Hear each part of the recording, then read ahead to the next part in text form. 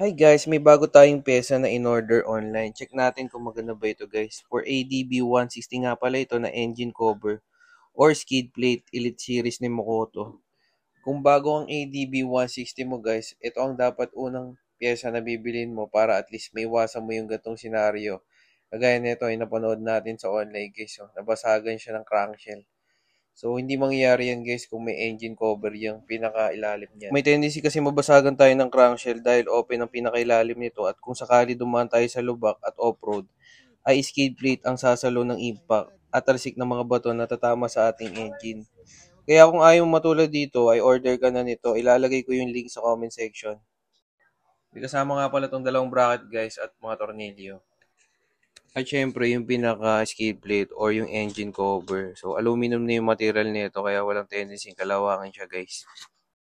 Bale, ito yung dalawang tornilyo na tatanggalin dito sa kabila. Tsaka dun sa kabila guys, isang tornilyo. Ayan guys, so. Ayan yung tatanggalin nyo.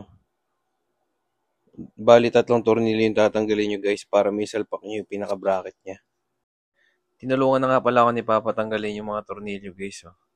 Napaka-supportive na Papa yan guys. So, habang tinatanggal ni Papa yung mga tornilyo na yun guys, inassemble ko na rin itong pinaka-bracket niya guys.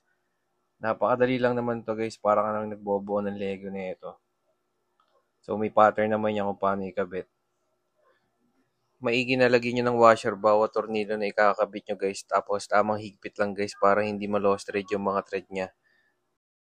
At finally nakabit na natin guys, so ayun yung pinaka itsura niya guys sa ilalim guys. So safe na talaga yung pinaka-engine natin guys. Kung sakaling malubak tayo or matalisikan siya ng bato, safe siya guys. So hindi naman tayo mababasagan ng crankcase. Tsaka yung pinakagitna nito guys, may butas na rin yan kung sakaling mag-change ulit kayo.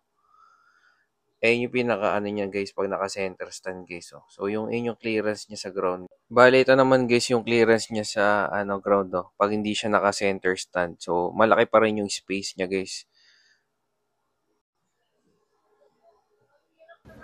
Makapal na rin yung pinaka-material plate niya na ginamit guys. So kahit pupuin natin yan guys. So tingnan nyo. Iba yung tunog niya guys. So makapal yan guys. So kahit matalisikan niya ng mga bato, at least protected na yung pinaka-engine natin guys.